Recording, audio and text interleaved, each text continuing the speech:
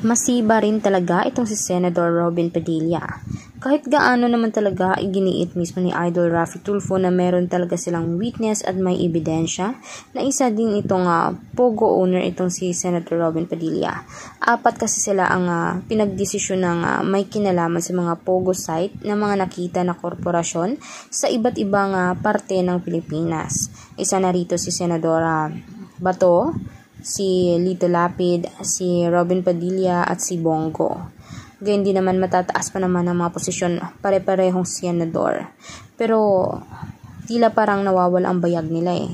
Tila tinatakpan nila ng pagkakahambog na ugali nila, pero ang totoo ay marupok at talaga namang magnanakaw sa likod ng mga ito.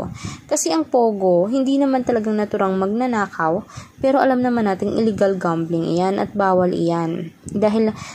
Dahil pinaglalaroan nila ang isip ng mga tao, hinihikayat nila sa mga hindi naman totoong maaaring mangyari sa kanila, na yayaman sila, na kumbaga kinukumbinse nila ito sa isang scam lamang na laro.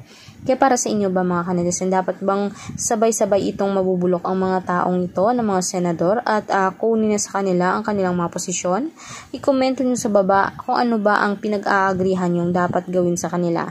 At huwag natin kalimutan mag-subscribe, i-like at i-share natin videos on public. Maraming salamat po mga kanadisan.